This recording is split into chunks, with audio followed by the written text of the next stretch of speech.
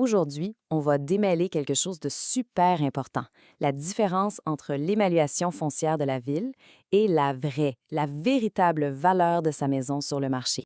Les propriétaires de Vaudreuil-Dorion, par exemple, ont probablement eu toute une surprise récemment.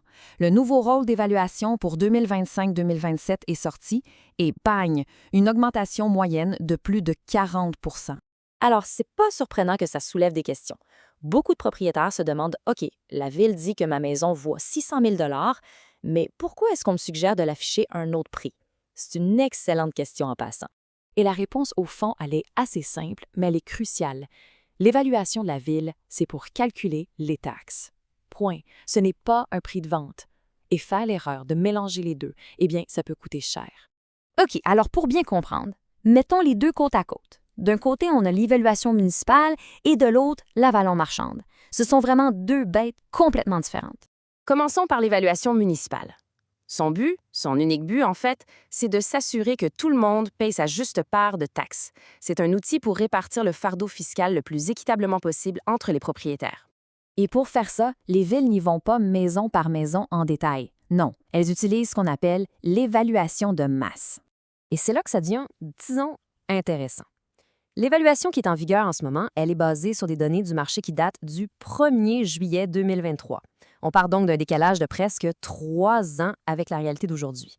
Le marché a eu le temps de bouger et pas qu'un peu. Puis, vu que c'est une évaluation de masse, pensez à tout ce que l'évaluateur municipal ne voit pas. La cuisine dernier cri qui vient d'être installée, les planchers chauffants, l'aménagement paysager professionnel qui a coûté une petite fortune l'été dernier, tout ça, ça passe sous le radar de l'évaluation municipale. OK, on a vu le passé, maintenant parlons du présent. Parlons de la valeur marchande. C'est elle qui nous donne le vrai portrait de la situation. Là, maintenant, sur le terrain.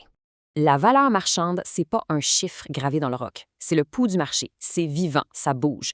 C'est tout simplement le prix qu'un acheteur est prêt à débourser aujourd'hui dans les conditions actuelles. Et un des plus gros facteurs qui influence cette valeur, c'est la bonne vieille loi de l'offre et de la demande. En Montérégie, comme ailleurs, la situation est claire. Il y a beaucoup plus d'acheteurs actifs sur le marché qu'il n'y a de maisons à vendre, moins de produits, plus de demandes, les prix montent, c'est mathématique. Mais c'est pas tout. La ville ne tient pas compte non plus du dynamisme d'une région.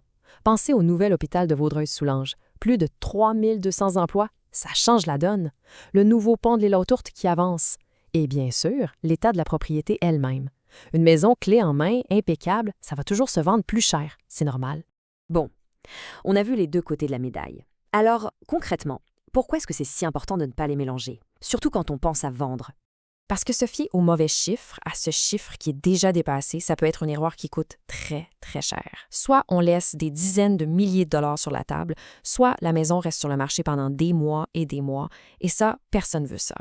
La bonne façon de faire, la seule en fait, c'est d'y aller avec une approche stratégique. On doit regarder ce que les acheteurs ont vraiment payé pour des maisons similaires tout récemment. On analyse les tendances des 2 derniers mois, pas d'il y a 3 ans.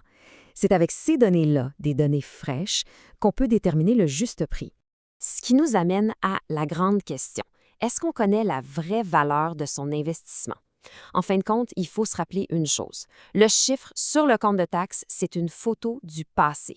Et on ne devrait jamais laisser une vieille photo dicter une décision aussi importante que la vente de sa maison. La vraie valeur, elle se trouve dans le marché d'aujourd'hui.